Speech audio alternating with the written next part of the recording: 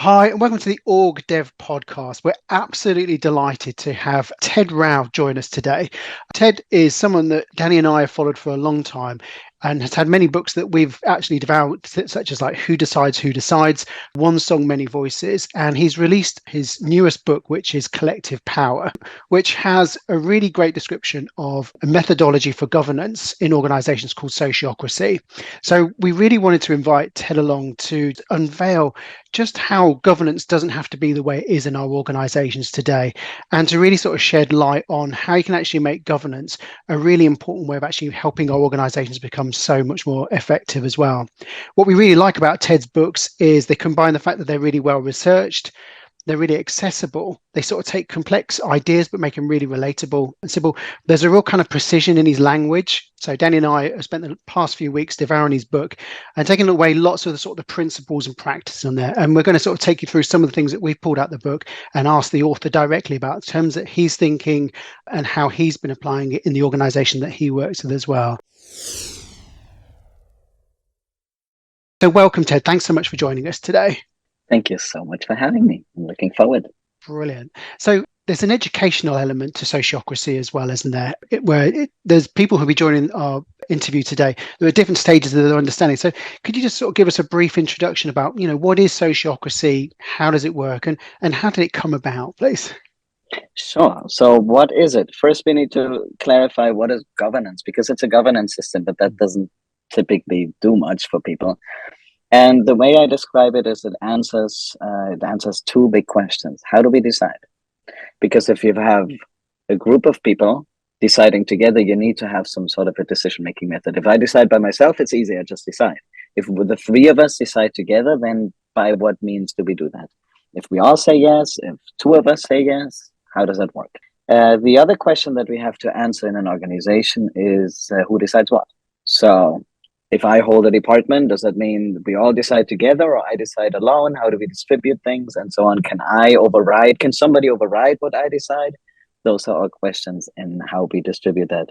So sociocracy gives certain answers to that. It gives a decision-making method, which is called consent. And it gives a way to decide who decides what and have that clear. And then one element that I always like to add, because it's important to me in sociocracy, is that we also want some sequencing over time. So there's a cyclical nature to it. There's reviews of everything that we do, so with term ends, and there's also just the whole idea that everything we do is our best shot for now, but we want to improve over time. Oh, and you asked how does it come about? Sorry, I knew there was another piece. Well, it is the sociocratic soccer method. Technically, is kind of the formal version of what we call sociocracy. And it was put together in the late 1970s in the current form by an engineer, Jared Entenberg, who tried it out in his electronics company. And he put the pieces together that he had been trained as an engineer. So he knew cybernetics, and he's looked at human system, was like, this could be done better. Like, this is simply, like, nobody would accept that if it were a machine. And this is also not how natural systems are built. And also a little interesting data point is that he went to a Quaker school as a kid. So he saw a large group making decisions by consensus, which then also fed into how he describes consent. That's really useful. Thank you. And again, a lot of organizations either do things like majority voting or they'll do consensus. And consent is something that's quite different to that. How does consent work in practice then? So it depends a little bit of what we're contrasting with. Let's say the most typical decision-making method is you have a team and you kind of decide together, but it's very informal how you decide together. So everybody looks at each other, says things until somebody says, okay, looks like we're on the same page. And then you kind of move forward. That's the most common. I call that informal decision-making. And often there are different aspects of it. Like there's a little bit of majority vote in it, right? If a lot of us are saying the same thing, we assume that we've now decided. If the most powerful person is on board, they might just call it and say, this looks like a decision. And then there's a little bit of a sense of we want everybody to be in the same boat. So it's mixing all the different decision-making methods, but doesn't really clearly state how a decision is made. Consent is very clear. Consent is clear because it refers to the group aim. So what is the thing that we agreed we would do together? And then you evaluate a proposal according, like in relation to the aim, and say, okay, does this support or somehow hinder this aim? And if there's some sort of a violation or negative side effect and so on, somebody ideally objects, because we want to protect what we're trying to do together. We don't want to, shoot ourselves in the foot. So we look at the two, say there's a mismatch, and then somebody would object and say, well, this needs a little bit more work here. And if nobody objects, that means we've made a decision. The interesting thing about that is two things. One is we ask explicitly. So we're not just sitting around and say, oh, it looks like we're all on board, but we say, okay, is there any objection? Because it's so important to surface these objections. You don't want to just kind of muddle through. You want to be really clear on, does anybody have an objection, so that this can be improved? Another piece that it does is it refers our decisions, or the backdrop with the aim leads us back to what are we here to do? What are we here for to do together? So I wouldn't object based on, but I don't like blue. I would only be able to object if there's something that actually affects the group, not just me personally, because we're here to further the group and the group aim.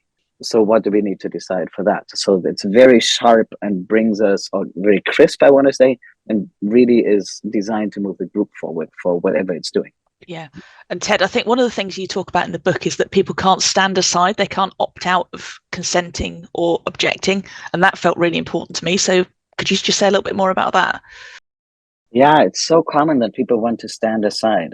And sometimes people argue with me on that and say, why wouldn't I be able to stand aside? And there's a lot of reasons why you wouldn't be able to stand aside.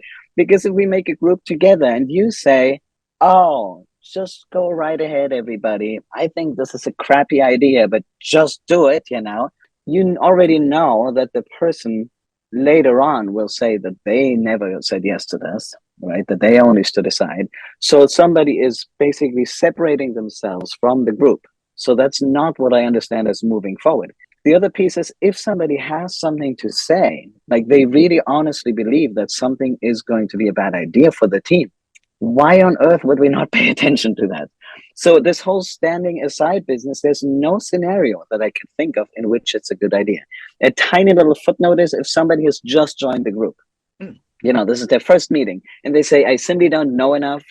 Can I be taken off the hook for this decision? I'd say, fine. But even for that, I have a little bit of like, well, do you trust us enough, or do you want us to reopen it? Because you are a decision maker. I want you to take responsibility. So there's that relationship to responsibility that's really important. We can really only truly take responsibility together if everybody either says yes or says no. There's not really anything in between. Yeah, that's brilliant. Yeah, so as you said there, power and responsibility are their core themes that kind of you talk about in the book. And you use terms like power over and power under. If you can expand on that a bit for us. Yeah, we were really interested in this because we love what you're saying about power, but we particularly like the thing about power under. Yeah. Power under, yeah, because it's something that we don't pay enough attention to. We often work with the leaders, but the people that are actually sort of practicing power under are really the ones that can make or break whether your initiative works or not. Yeah, totally. So let's start with the obvious one, power over. Power over is when somebody reaches into your sphere of authority, right? If somebody tells me, I don't know, what color shirt to wear, I would say that's really going into what I can decide, right? So that's an overreach. If I am clearly in charge of a project and somebody walks in and tells me that I'm doing it wrong, that's overreach. That's power over.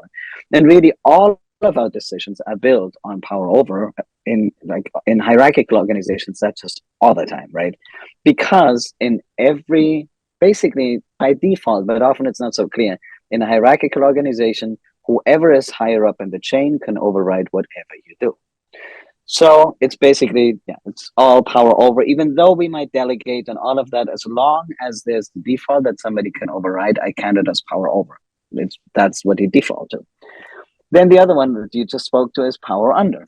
I see the perfect balance is really when you have a certain area of responsibility or authority and you perfectly fill it. So if in power over, somebody reaches into your bubble, so to speak, right? But in power under, somebody has a bubble, but they're not fully covering it. So there are decisions that they should be making, could be making, and they throw their hands in the air and say, I don't know, somebody else decide. or the people who stand aside. That's typical power under behavior, because they're not willing to be responsible. So while they are in this bubble where they have a say on a decision, they choose not to claim it. And then that's what I'm describing in the book, right? It leads to some sort of a domino effect. If individuals don't actually hold their power in a healthy way, then teams, then all that toxic stuff that happens there leaks into the team level. And if teams don't hold their power, then it leaks into the organization. And everybody is then in this double bind, and it's really unhelpful. The other one, so if we now, the two other ones, power within and power with, if we have somebody perfectly holding their bubble, like filling exactly the bubble that they have and not more and not less, we would call that power within. So that person really owns their power. But then the whole point of the book is that even an organization full of people who act according to power with would not be enough to run an organization. We also need the agreements to make clear how we're relating to each other, and then we're at the realm of governance. Fabulous. Thank you. So when you see people not stepping up and taking the power that they should, what's your sense from working with people and organizations? What gets in the way? What stops people kind of stepping up and taking the power that's there that they could be taking? Well, I guess the most common one might be fear of being responsible. And I guess I also wanted to say that I have some compassion for that. I mean, a big part of me just gets insanely pissed off when that happens. But another part of me gets it because the power over paradigm in which we all were raised also comes with punishment, right? So those people have just learned enough that if you go out on a limb, or you're too loud, you're too visible, you're too whatever, you're gonna be like, being held responsible means being punished. So it makes a lot of sense if people want to avoid that situation. So it comes with the makeup of how we've been conditioned. So the fear of that, I think, is the biggest one. And then kind of all the siblings of that, like not being confident, but that's almost maybe the same other side of the same coin. I don't know. Yeah, it's really interesting what you're saying there. I guess one of the things we really enjoyed about the book as well is you kind of step inside your own feelings as you're going through the facilitation process. We really enjoyed. There's one bit, and we've actually been applying it since. It's those kind of moments when you're in the room and you're working with the group and you know where they need to get to, but you'll often sort of see different behaviors, and people might say things that are quite controversial. They'll take a position, and sometimes it is the response, and is that frustration internally? How do we move them on? And it's the sort of use of the phrase like "tell me more" when you really want to explore a little bit deeper what's going on. Whereas really the invitation sometimes is to get defensive or to try to move them on or go round them as well. So we thought that was a really good facilitation technique as well. Yeah, and it's really the only one, because as I said earlier with the domino effect, if people are not holding their own stuff, it will leak into the group. There's nothing you can say to really move somebody along besides supporting them in claiming, like being in that power with space. You can't be coerced or talked into or punished into being in your own power with. The only thing we can do is gently support you in kind of wrapping your head around where you're at. That's what Tell Me More does, right? It gives you more information, and it gives the person a chance to figure out where they're at. And that way, typically, it shifts much faster because it comes from the inside. It's the same metaphor as you can't pull on grass, right, to make it grow. It's the same logic. It has to come from the inside. It's the fastest way. I mean, what else are you going to do? It's a good metaphor. You said something in the book which is really interesting, which is self-responsibility is the ability to see clearly what one's needs, obligations, and contributions are, and what is outside of that, and that's essential for building a collective. Is that like the core of it, for people to actually understand what their self-responsibility is?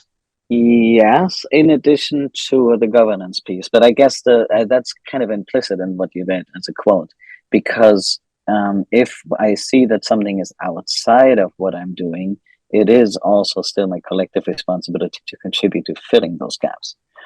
I guess without that addition, there's sometimes in self-organized organizations, there's a little bit of a tendency that I dislike, and that's too close to this. So let me tell you the situation that's fairly common. And it's that people have these very clear roles, and they're very proud of how they're holding their roles, and it's all super clear. And then something happens that is outside of that, that is not in anybody's roles, and people say, well, it's not in my role. It's like, well, okay, but but that's not the end of it. That's nice that you know that, but what about us all trying to fill in the rest?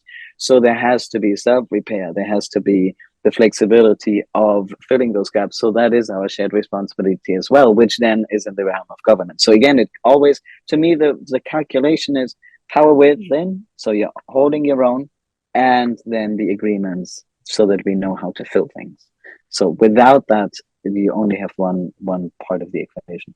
Yeah, I guess the challenge is if that's not happening from individuals, then it then falls on the responsibility of the leaders, doesn't it, to catch it all? Yes. And that's when we often then revert back to hierarchy.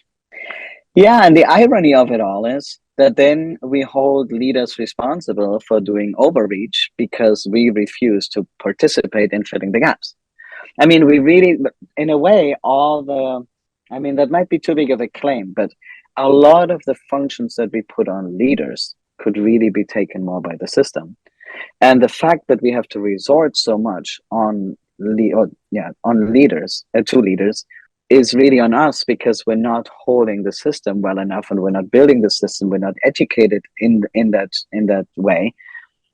So that way, because we don't have systems to govern ourselves, we have to look to somebody to make the decisions. But that's really, we're participating in the system that makes it a necessity in the organizations out there. And it makes that job for the leaders so much harder. They're taking on more and more responsibility. It becomes untenable, doesn't it? And unmanageable. Right. So we're putting leaders into this crazy double bind then of like, please do our job plus your job, and we're going to blame you for it. Yeah. Doesn't sound like a fun thing to do, does it? So, and I think more and more people are noticing that, but more commonly actually where kind of the movement is at, I think, is that people throw out the baby with the bathwater, right? And they say, we don't have bosses, we don't have managers. Like, I'm sorry, I'm not with you on that one. That is just too naive. That is just taking one part of it. That's throwing out the clarity with the power over. I want to get rid of the power over. I don't want to get rid of power. Power will be there. Yeah, and I think that's as you get further and further into the book as well, it challenges a lot of the misunderstandings and myths. I think sometimes people sort of view, when they have sort of a naive view, it's a little bit like an under-8 soccer game where all the kids follow the ball round. Whereas really what you're saying is actually everything needs to be nested in its right place.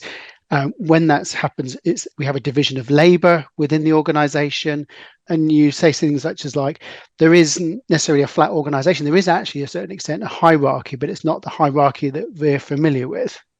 Yeah, very much so. Because, I mean, a very simple example for that is that in my own organization, we're 240 people, most of them volunteer, but like 30-something people in paid roles. And so each of us holds several roles. Like I hold, 7, 8 overalls, kind of spread out over different teams, across different teams of the organization. And there are several people with whom I have this kind of pairing of, in this circle, you're the leader and I'm a member. And in that circle, I'm the leader, you're the member. Like in all the different constellations. So what does that mean for hierarchy? It means, well, all of these different teams are nested somewhere, just like you said. And then people play those roles and kind of go in and out of the leadership roles, but not because that particular person is higher than me, but because that role is in a place that is in a certain spot in the organization. So it's decoupling people from their roles, and with that also messing with that very traditional sense of hierarchy. I think one of the things that's going to be very tempting for people that might be searching for an antidote to the traditional hierarchies we find ourselves is you talk about good governance means no drama, no accusations, no conspiracies, minimal effort, maximum clarity. That sounds like an ideal place to work. How can good governance create that? Yeah, I mean, by checking all the boxes, like have a decision-making method, be clear when it has to be used. Like, for example, in Sociocracy, we use consent decision-making for policy decision, and we trust people to make decisions on their own for everything operational. That is a fairly clear way of doing it. You can also define it differently, but my point is it has to be defined. If it's not defined, then people are going to creatively fill the things, and that's probably not what you want, because then we get all the power over power under stuff typically. So either nothing happens, or it's going to be like a Lord of the Flies kind of situation. So governance is really what gets us out of the mess. So any organization that will have all those boxes checked probably will be in some sort of will it be in a healthy situation, unless of course the rule is one person decides. That would be defined, but then it's defined as power over. The way I imagine it is really it's almost like an irrigation system. I really like the image of the metaphor of an irrigation system, because we all understand that having no water is probably not good, just like having no power is probably not so helpful. Having a lot of water at once, we also know that that's not so great, right? If you think of like a huge wave, there's a lot of destruction there. And having like water sit in one place typically means that, that it gets just yucky and yucky over time. So it's really like that. So what we need to do is we need to take all the power that will be somewhere and distribute it in a way so that it flows and that it can go to all the different places where things need to be done. Just like an irrigation system funnels the appropriate amount of water into the place where then a plant can do something with it. Now, if we have a leak somewhere, then we will lose energy. Right. And that's exactly what happens if, for example, you have a boss of a company. Let's say everything below that boss is working perfectly, but there's one particular area where the boss just doesn't show up. That's the equivalent of a leak. And you can have the leaks on all of the levels. But now imagine you have leaks on all the levels, then probably there's not going to be a lot of water reaching the plants. And that's exactly what happens in organization. Exactly that. People just don't do things, and they're wondering why are we here all day but nothing happens. Yeah, and I guess it's one of the things about governance is not necessarily something that's foregrounded in leaders' sort of thoughts about. They're kind of aware of all the symptoms of all the problems that come with governance, but don't necessarily make the time to work on it as well. There's something you talk about, the fact that good governance keeps people together, keeps them apart, and keeps them aligned at the same time. It's that kind of intentionality, isn't it, in terms of really thinking about how to divide it, what is power, who has it, and how do we do it so it's kind of it's working in a fluent way. I have nothing to add. Yes, you said it really well. Yeah, I think that intentionality of the links between the different parts of the organisation is what stands out for me as well when you read kind of about sociocracy. So often it's left in organisations we'll just keep our fingers crossed and hope that different bits of the organisations talk to each other or link up or integrate, whereas the model that you talk about is much more intentional, those links between the circles to make sure that information flows as it should. Yeah, so for people who are not familiar with that, if we have, let's say, a marketing circle and underneath we have a social media circle, then what we will typically do is we will have two people that attend both marketing circle and social media circle, so that those two people can be the bridges to bring information back and forth. Then, as you're saying, instead of crossing our fingers that somehow the two teams will be aligned, we will make sure that they are aligned, because that's really important. And at the same time, that doesn't take away from the fact that social media will be empowered to make decisions on social media and marketing on however we define their domain, minus social media. So one can have that both and of alignment and autonomy to decide, as long as one designs it really well. And as soon as you cut corners, it's a little bit like a cheese where you put so many holes that eventually it might fall apart. So one can cut corners, but there is, I think, a critical mass that one does have to ensure. One of the other principles we really liked was the good enough for now, safe enough to try.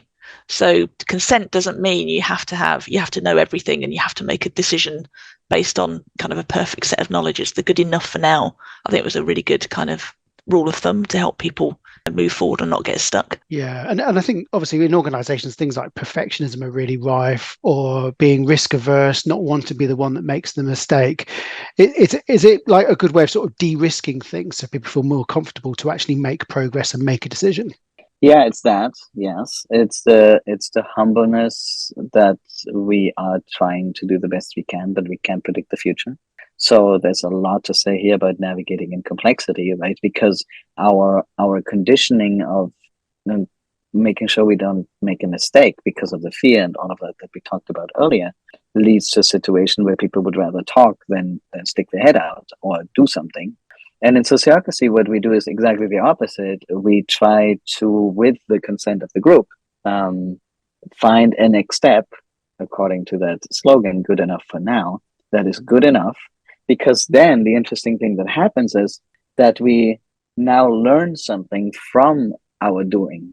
And then that learning feeds into the review and the improvement, because it's not only good enough, right? But as you quoted, it's good enough for now, because we will look at it again. We will improve it over time. But we will improve it not based on the hypothesis that were in our heads, but based on the real life experience that we just gathered by doing it after it was already good enough.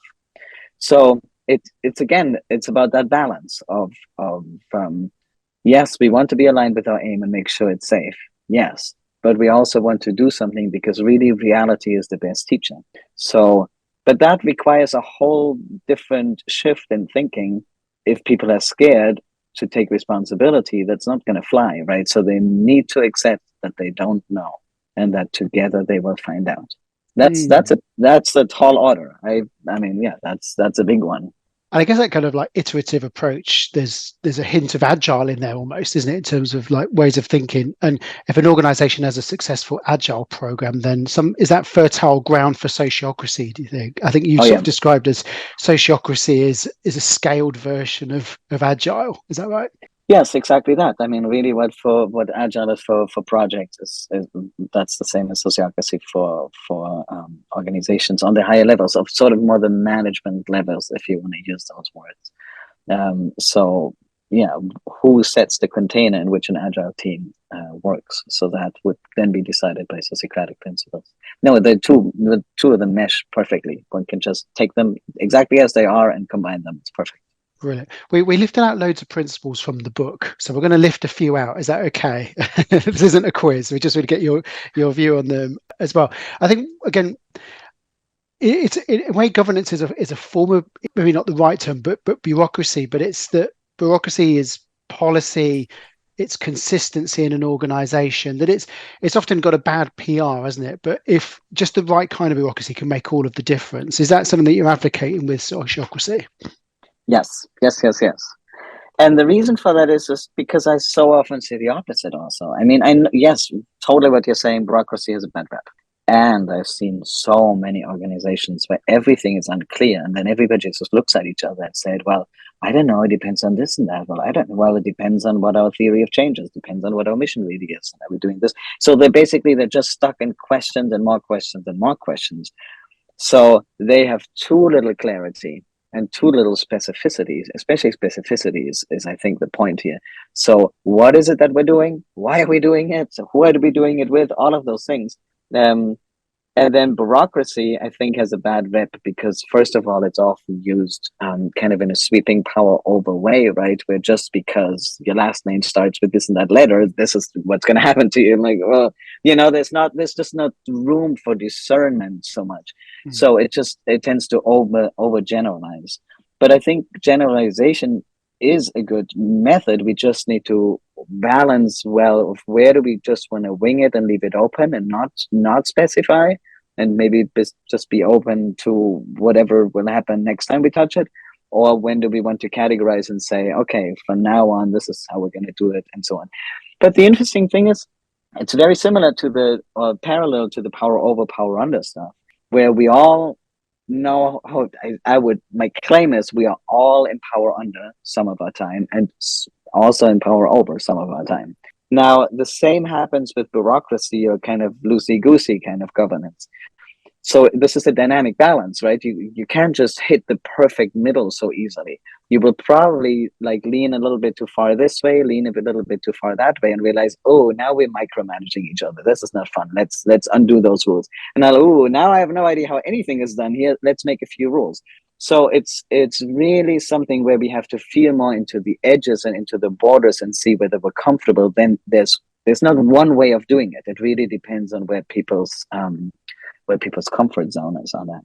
Yeah, I think that's the mantra, isn't it, for many situations? It depends, doesn't it? I think if you start to sort of lay out a consistent 5-step process, it's, every context is different, isn't it?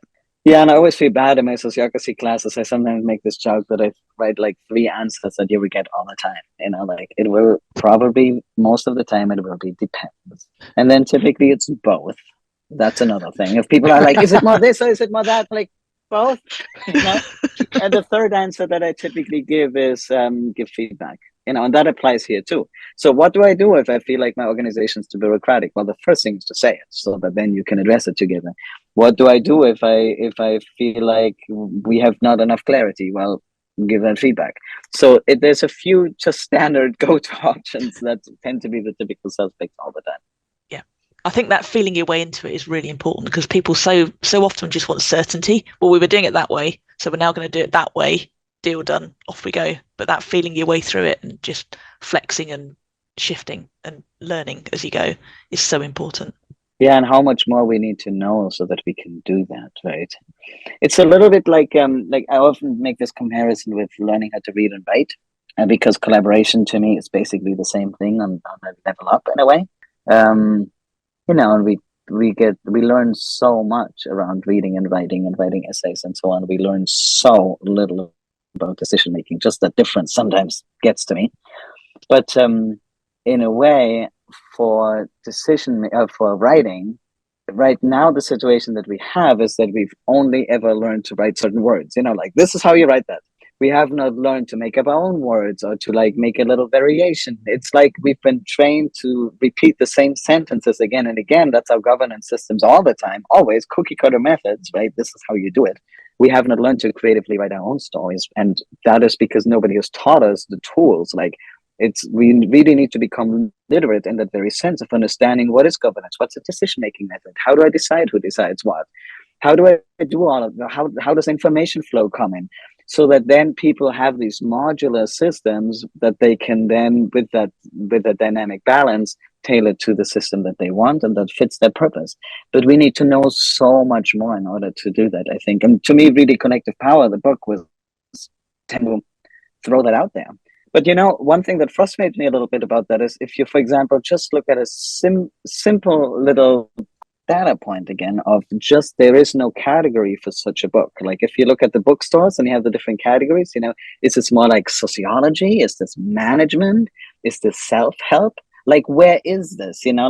This area of our life of governance, of self-governance, doesn't have a place. It falls through the cracks everywhere. And that is one of the things I would really love to see changed, because we need it for literally everything we do together. And we learn nothing about it. It's just not acceptable for me anymore. Yeah, I imagine 50% of your entire time is educating, isn't it? And then you get to actually get into the meaty stuff as well. Exactly. And yeah, as I said, first educating on what is governance anyway. Okay. And now what is a way of doing governance? Okay. And now within that way of doing governance, how do you figure out on which end of on which side of things you want to be? We're doing three things at once. Actually, there's a fourth thing, and that is dealing with people's upset and sadness about all the years that they spent in hierarchical situations, because there's a lot that gets stirred up that people are. Yeah, there's a lot of pain there. So we're dealing with the cleanup of that at the same time. Brilliant. So we touched earlier on the kind of idea of power over and power under, and we talked a bit about people stepping up and taking responsibility. But the kind of flip of that is that people in kind of traditional leadership roles have to kind of step down, and they have to give up some of that power. What's that transition like for a lot of the leaders that you work with? Yeah, most of them have already tried to give up power and are now, and then notice that nobody's taking it. So they appreciate that a system is given to them by which they can make that bridge happen. So it's like passing a baton. If nobody catches it, then you can't give it to anybody. So power doesn't just float around. It typically ends up somewhere. So either you're still holding it or you've passed it on. You can't just let go of it. It's not like power just floats in space once you've let go of it. That's not typically how it works. Somebody will claim it or nobody will claim it, and then it just is in action. So the stepping down, ironically, typically goes hand in hand with stepping up in the area of creating the clarity. So really the leaders and organizations are then more the process leaders that need to figure out and say, okay, I'm going to give us a system so that we can do this together. And that comes with its own level of complications, because then we have often the reactions of people who have an adverse reaction to somebody giving them a system, right? So if you already have a revolution going on, it's really hard to introduce a governance system, because then everything is like an against or for and against kind of move. I've seen that many times as well. So yeah, letting go of your own power, but stepping up in terms of building governance. That's the perfect combination, I think. Yeah, and I think you talk about the fact that sometimes there's a hangover from how it used to be. And there's just sometimes when you work with organizations and you have to do the deep work, and you talk about the drama triangle and some of some of the stuff that we have to do, because these are sort of roles we naturally fall into. Do you feel that sort of that's an essential part of people understanding the natural roles they play? Yes, and I think that's what I'm doing, right, with the drama triangle and connecting it with the power over, power under, power within. So somebody who tends to just not do things, like the power under behavior, is really very much aligned with what in the drama triangle, in the classic drama triangle, is called victim stance. And then there's the perpetrator, is kind of walking around blaming, right? If somebody isn't doing anything, that's often overreach because you're in somebody else's business. And then the rescuer is such an underappreciated role. The people who walk around, instead of actually helping people, they want to look great and play hero. Those are the ones that get to me the most, honestly. I have a very sensitive sensor inside myself to sniff out rescue behavior. So, but in a way, what we need is, for example, giving ourselves, or if an organization or somebody in leadership wants to give the organization a governance system, they need to do that without any of those energies, right? It can't be like in victim of, you guys are mean to me, we now need a new governance method. Probably not gonna fly. You guys don't have your act together, you need a governance system. Probably not gonna fly. And even rescue behavior has too much toxicity attached to it. So it needs to be really a drama-free coming together and deciding to step into a new paradigm. That's really the only way out that I found. Yeah, and we wanted to talk about just like the process of sort of implementing into organizations as well. One thing that many organizations are guilty of, whether they're moving to a matrix structure or whatever kind of structure they're doing, is they don't support the employees in that transition. They kind of make the move and then they leave them to it as well. And you kind of talk about the importance of actually supporting people through that and equipping them through that process as well. Is that something that you see that organizations often neglect their employees as they make that transition to that new model, and there's more that they can do? More that who could do, the people who want to see that change? Yeah, so the people that are actually implementing the new model and thinking this is the silver bullet that's going to fix everything. Yeah, I mean, there's just so much that needs to be done for that. One needs to basically hit some sort of perfect balance between everybody being well informed and being on board with this change.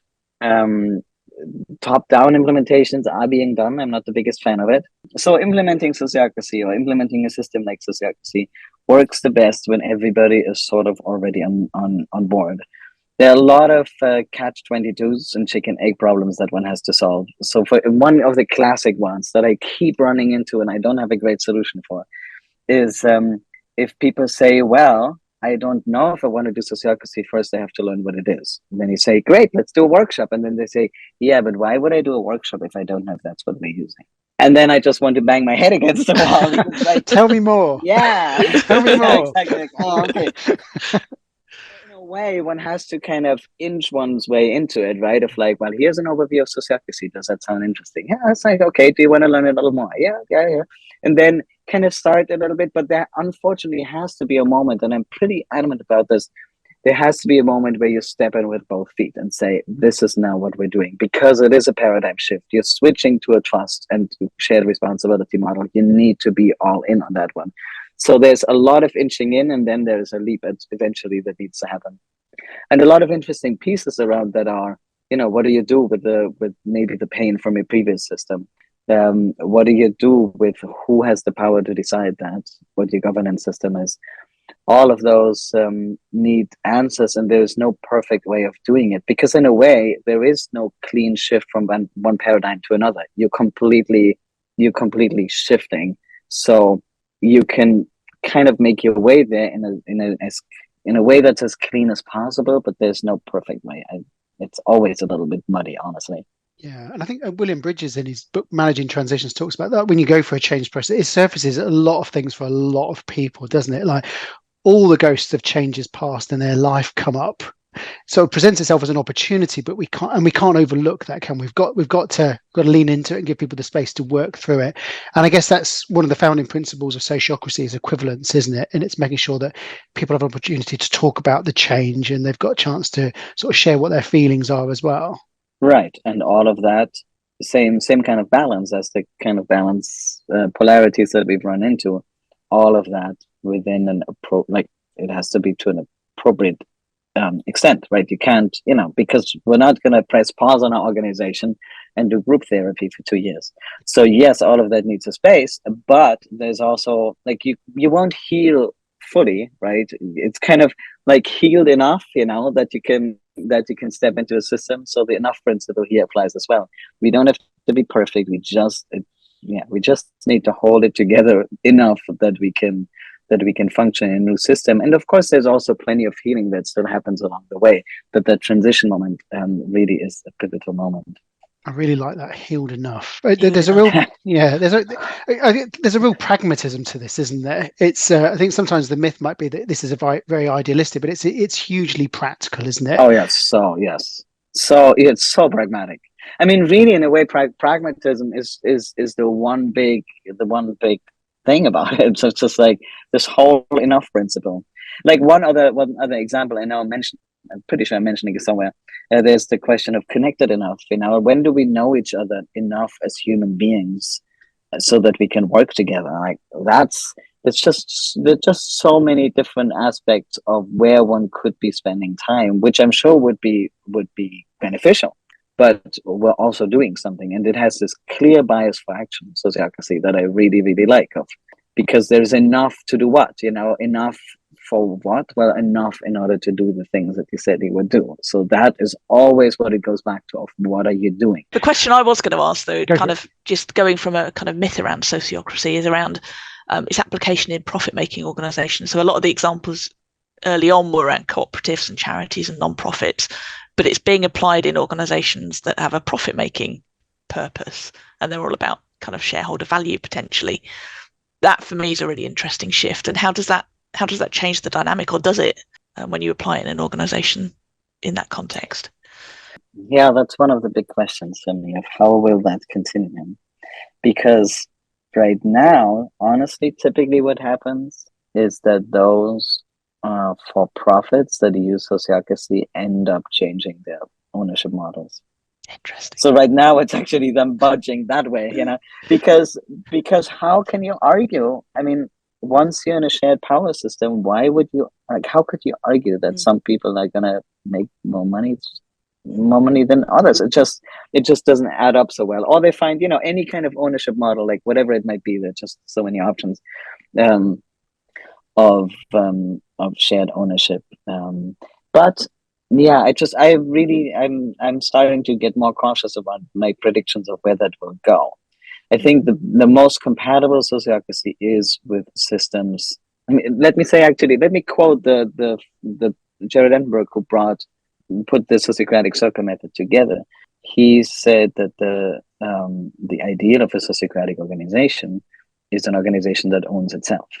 So the whole concept, like really an organization cannot be owned and should not be for profit in the first place, because it is a social system. It's more like a commons, right? It's a social system that we build together. You can't really own it. So they're different. Yeah, I wonder, will we find containers in which we can kind of shoehorn it into our current system, or will the system have to give away here? I have no idea. I'm guessing all of it will happen to some extent, but where it's going to go, we'll see in the next 15 years or so. Feels like there may be another book coming. Yeah. Yeah, that one, yes. I mean, there is the big question of how does sociocracy contribute to like a even bigger shift. I mean, the things that we've talked about are already big shifts, right? But what does a society look like where systems like sociocracy are the predominant systems? That's just so hard to imagine. Even you might have seen at the end of the book, I'm doing like a little fictional part of like, what would it be like? But I had to work so hard to even think my way there. And I basically spent my day in these kind of systems. Like I will live in a sociocratic organization. I work in a sociocratic organization, and even I don't have the I don't know, a level of imagination to think my way into a world where that is how we operate. It was the hardest part to write. Yeah, so to some extent, I was then wondering, and with how much is that also a crisis of imagination? Like, we can't even imagine a way without power over. Like, we can't imagine a society like that. Same with the economic distribution. So I'm looking forward to seeing what happens with that. Brilliant. Well, Ted, first I want to say a huge thank you for pushing through. We know you've got a really heavy cold. You still push through, even despite that you're really ill, and you've answered all of our many questions. For those people that are really looking for a book that's going to challenge your thinking, the paradigms, and really, like, as you go through it, start to really make you think differently about the organizations that you inhabit in, then it's a really good book. And we're going to put the link in the show notes if you want to connect to it. Sociocracy For All also does training courses. So what kind of things does Sociocracy For All do, and how can people actually sign up to them? Yeah, so sociocracyforall.org is Sociocracy For All's website. There's a lot of training, different languages as well. We also can connect people to consultants that have done these shifts with other organizations. It helps to have seen some of the good and bad and the ugly before, so that one is not as easily fazed by it. Yeah, and as for training, I want to emphasize that I find it really important that people get to know all the different parts, because they really do belong together. You know, there's consent decision making. That's great. It's useful on its own, but it's the best if we use it in small groups. Small groups you get if you nest and link and so on. So all of this is really in a life system. It's like a plant needs, soil and water and sun. So in the same way, an organization needs all the different parts. So make sure to get a little bit of a sense of all of them.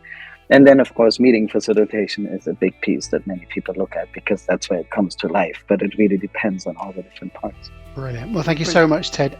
We'd love to have you back on it for any future books that you do as well. And again, thank you again for your time. And brilliant. Thanks so much. Thank you. So much.